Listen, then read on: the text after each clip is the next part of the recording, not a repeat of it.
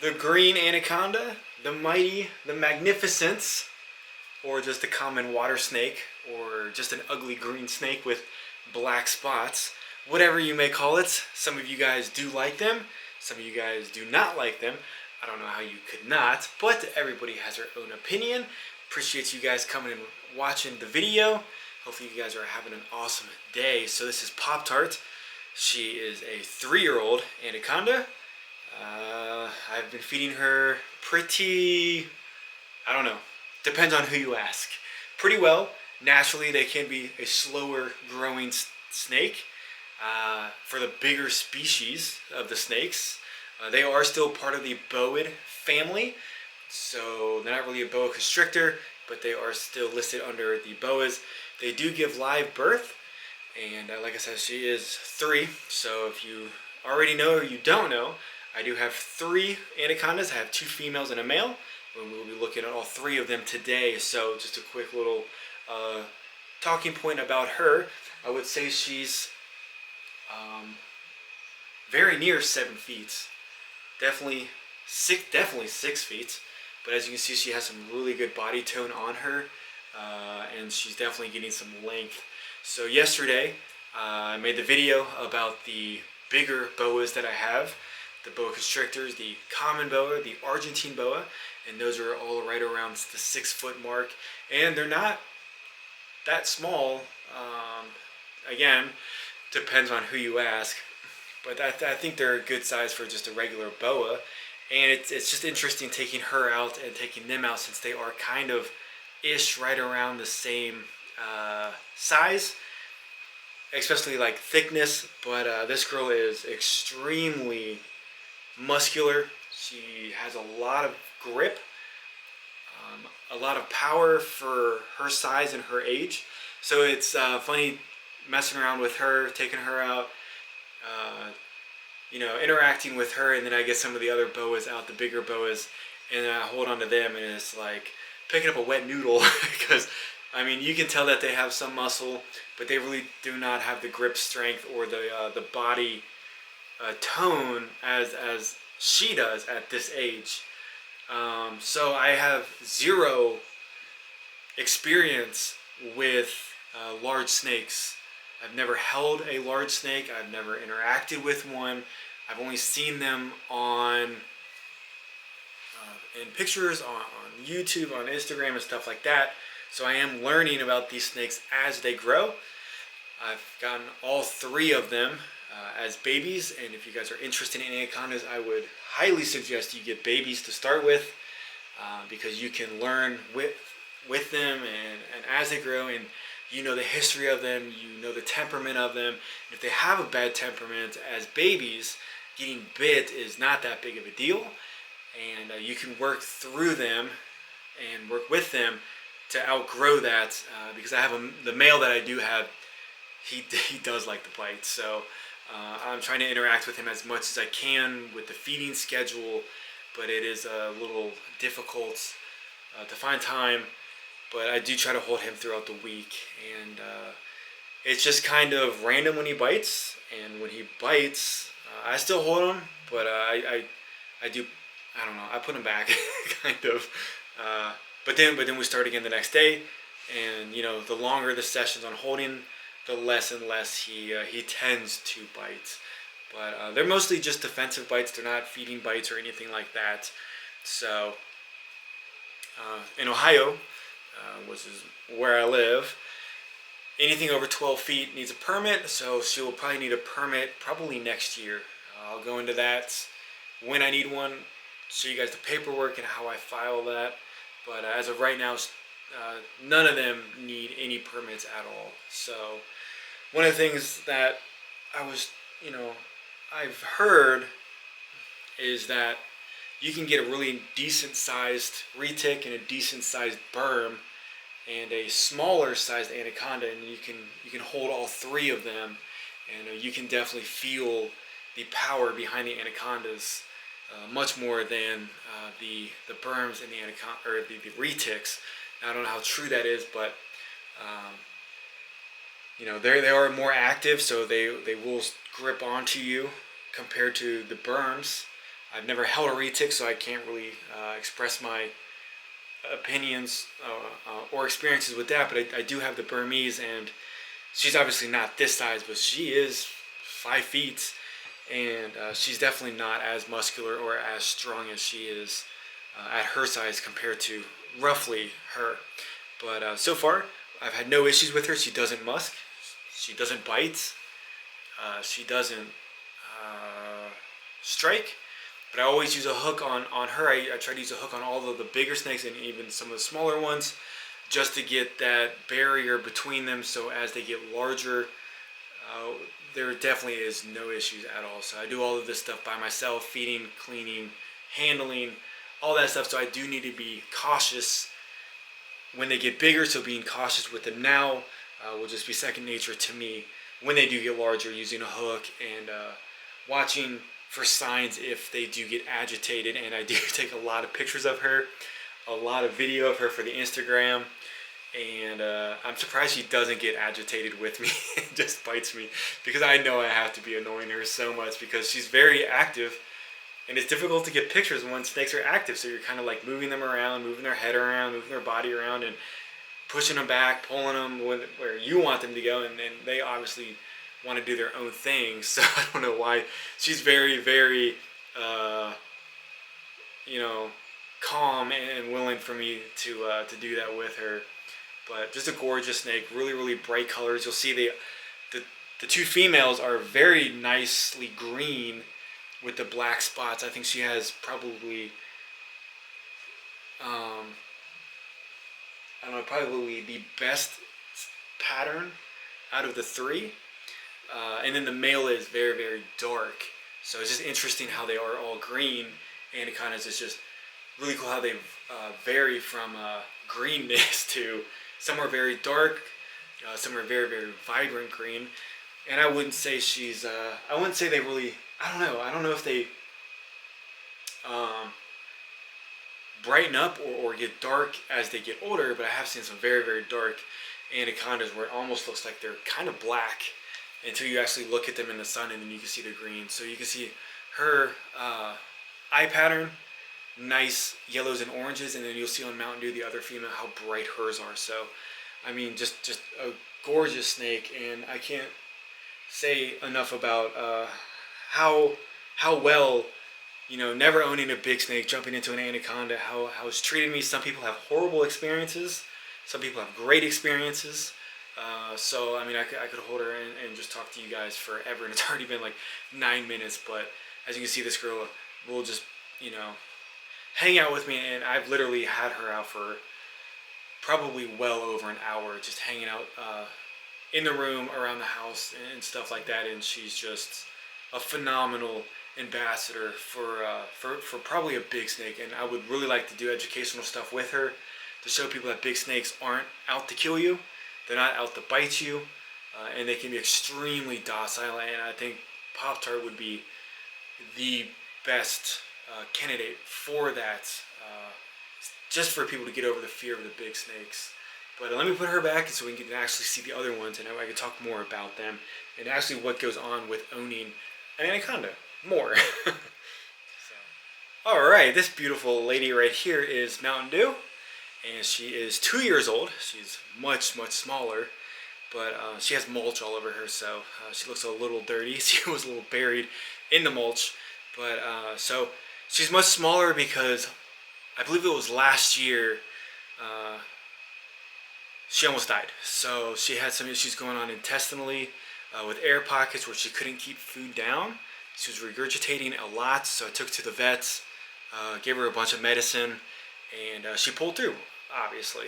And so I've just been kind of feeding her rodents. She was on birds, which is very typical for anacondas. They love quail, they love chickens. So as babies, most likely they will eat birds. If you get one that's on rats, then that is extremely rare, and you should be very, very lucky if you get an anaconda that eats well on rodents for the first couple meals and into the couple months. But so she's very bright green. The underbelly's yellowy with the spots coming up the side, and she has a ton of black spots going down her body. And she's, again, another snake, another anaconda that I try to work with all the time, and her temperament is phenomenal. I do take a hook. I do hook her out, just like all the other snakes, as I was saying.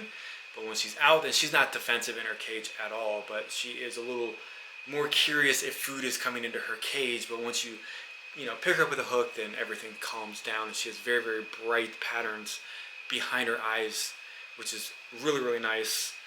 Cool patterns, cool tails, and again, they're very active. So unlike the berms, I don't know how retics are, but you know, do see a lot of people with retics, and they are pretty active as well. So you definitely get a workout with them. So a lot of people say I don't have room for an anaconda, and this is where it's a very hot topic on owning anacondas and really any other big snake. So Pop-Tart is in a 8x3. I'm going to have all of them in 8x3s. The males really don't get that big, depending obviously on how you feed them. So he might be in a 6x3 or even an 8x3, just for all of them. Another thing is like the water source. Yes, anacondas do like water. They do like to be submerged in water. They do possibly like to swim. And I've come to my own conclusion that I think they like to use the riverways for travel, because when you weigh 150 pounds, it's a lot of energy to move around on land, and it would take much less energy to just swim through the water. So it's a necessity to have water for them, but it's not like a need for them. They probably enjoy it more than other snakes, but they don't need it to live, and that's one of the biggest things on how you're going to keep an anaconda with a water source. That's a huge topic. A lot of people don't like how I keep my anacondas, and I can see why. So I do have a 20-gallon tub for Pop-Tart. I mean, I could get a 100-gallon tub, and it's just not enough for them to swim. All they're going to do is soak. And you know, it just goes into, is it ethical on keeping a snake that likes to swim and something that can just soak? I mean, that's tough. It's just like keeping a dog in a kennel or a bird in an aviary all day. Like, they're meant to fly around, but people still keep those. They not keep those either, or not keep dogs, you know, in a pen or in a small apartment or even in a house all day when people work. It's just like one of those things. So, it's really tough. But in the future, I would like to have a separate barn in the backyard. I would really like to have big enclosures for them with waterways. But again, nobody's going to be able to make a big enough waterway where they can travel through rivers. It's just a bigger area where they can lay in the water and soak. But it's cool because they can hold their breath for quite a while. They like to eat underwater. It's amazing to watch them eat fully submerged. And people do try to make the most out of the most, like a very natural habitat. And natural habitats are very cool. They're very difficult with anacondas, I would think, because anacondas are dirty. They're nasty. And a lot of people say, well, snakes in general can be gross. So yes, I do agree with that. But on the anaconda side, my boas and the ball pythons, they might go to the bathroom once a week, possibly twice a week, depending on the feeding and stuff like that. All three of the anacondas, and the male is getting up there with this, especially her and Pop-Tart. Every single day it's a water change. Every day they're going to the bathroom. Every day they're urinating, or whatever it is. It's just a constant cleaning of the water. If it's not every day, then it's every other day. Every day I come home from work, I know that when I step into this room, one of the anacondas needs a water change, and I think that's just how they are. And it's not a bad thing, but you really have to put a lot of time into them and a lot of effort into them. And obviously, neither of these are big anacondas. So I'm just waiting for them to get adults and having big messes waiting for me. So it seems like they digest their foods a little bit different than other snakes, which is probably why they go to the bathroom more often. but it's almost every time it's in a water source. If you have a big water source, you got to have plumbing and all this other craziness, which is fine. People do that, but I will never keep an anaconda with a just a basic water dish where they can only drink out of it and not to soak. I know a lot of breeders, and I'm not ragging on anybody or judging anybody, and I understand why people do it. They'll take their anacondas, retics, or berms out every so often, and they'll put them in the bathtub, or they'll put them in huge totes filled with water so they can have a little soak time and get their scales wet to help shed.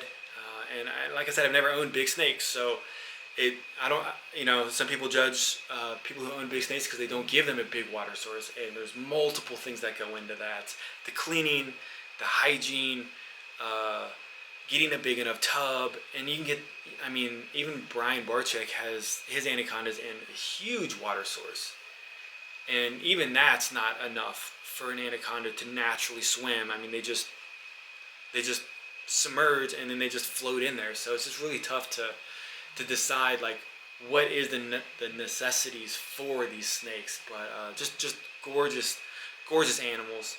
And then we'll put her back. She's, like I said, she's very curious. I can hold her all day, no problem. She's not head shy at all. But we'll take out the male, and hopefully I don't get bitten by him. But we'll see what happens. Okay, so this is Oliver. As you can see, he's much darker than the other females. Still greenish. Does not have the bright orange band behind the eyes. So it's very interesting. I do like that.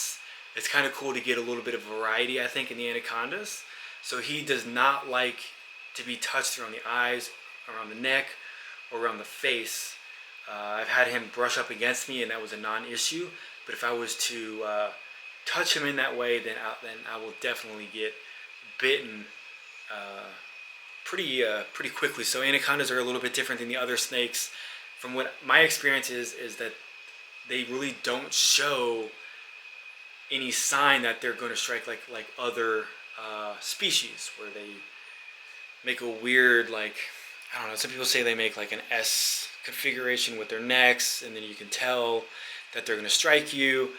They don't really puff their bodies up. They don't hiss. They don't do really anything. They just instantly will just be chilling with you, and then they'll bite you super fast, super quick. That's what this guy does. Multiple bites in a row. They don't hurt. They do startle me. I don't like when snakes strike, but if I do get bit by one and I don't know what's like happening, then it's kind of like a bunch of pinpricks.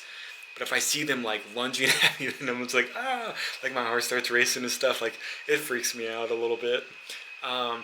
But this one has a lot of cool black spots on him, and I just like how dark he is. Now, one of the things that I really do want to do, and a big passion would be to breed both females to him. It would be like a stagger thing because of the size and the age. But I'm wondering how the brighter green anaconda would do with a darker green anaconda on the babies. It'd be cool if it was kind of like a mixture of the babies on half. I don't know. We'll have to find out in a couple of years. So anacondas, I've heard, can be very difficult to breed. The females have to be a little bit older. The males around 2 years, just probably like a common boa. But as of right now, he's doing very, very well. I do like the coloration on him, but again, he's in a smaller tub because I found that babies do well on feeding. I put baby anacondas in bigger tubs, and then they just go off of food. So when I put them back into a smaller tub, they re-eat, and then it's a non-issue. So I try to give them a tub small enough for them, but still adequate for their body size. And then obviously when they do get larger, I bump up the tub sizes, and then obviously the big PVC right here, almost 9 foot by 3. I will just say 8. It's like a little bit over 8.5. But the PVC case that I made works well for the larger snakes. Well, Pop-Tart, and I do have more of the PVC that I can cut and make cages for later on. But as of right now, we're just hanging out. And I got very lucky with him because when I got him, he was born December 21, and he's on rats. So when I got him, he was on rats. Pop-Tart was on birds for probably 6 to 7 months, and then Mountain Dew was on birds for almost a year before they swapped over to rats. I tried everything. So I'm very, very pleased with how I got this one on rats. And you know, normally the sellers take about 2 months because they are very, very picky eaters. They don't really like to eat consecutively throughout the weeks. So a lot of the breeders like to hang on to the anacondas until they're like 2-3 months old, maybe 4 months old, to get them feeding weekly. And then once they start feeding weekly, anacondas will stress you out. Like, I'm not gonna lie about it. Baby anacondas, and I keep on buying them, and I keep going through the stress levels. But luckily with him, it's been a non-issue. So very, very pleased with how he has been with me. And if I just kind of like hang out for a little bit and just kind of like barely touch him, he's fine. So I got lit up by him a couple weeks ago because I was trying to do a video with him and Mountain Dew. So he was fine out. I took Mountain Dew out. Mountain Dew was fine. And I kind of had them together in both hands. And then all of a sudden this one did not like, I don't know if it didn't like having another snake around, but that's when this one just started biting me like crazy, like 5-7 times in a row. And it was just like, what is going on with you? Maybe he's a little jealous, or maybe he just didn't like the company of another snake around, but who knows. And then you can see on the belly, maybe a little bit, how it's still yellow, but again, it's not as vibrant or as bright, but I do like that darker brownish color. It's really, really cool. Gives it that little bit of a unique look on the snake, so that they don't all look the exact same. So I know this is a super long video. Probably should have done this in 2 parts, but I don't know. I'm just really enjoy the anacondas a little bit more than the other snakes. So, you know, in captivity, I've heard from different sources that the females get 14 to 16 feet, which is about normal. I've heard males get 9 to 12 feet, but I've also seen males around the 13 to 14 feet. Again, that could just be the diet on how they're feeding or breeding. I know some boas, the males stay smaller if you breed them because you keep them off food or you do weird things like that. So maybe a breeding male stays smaller than a non-breeding male. I don't know. But that will just be part of the journey when he grows up and when the females grow up. So thank you guys for tuning in and listening to me blabber about anacondas forever. And if you're still watching, let me know which of the 3 anacondas that you like the best: Pop-Tart, Mountain Dew, or Oliver right here. And we can talk about that. So I'll see you guys on the next video. Hopefully you guys have a great day.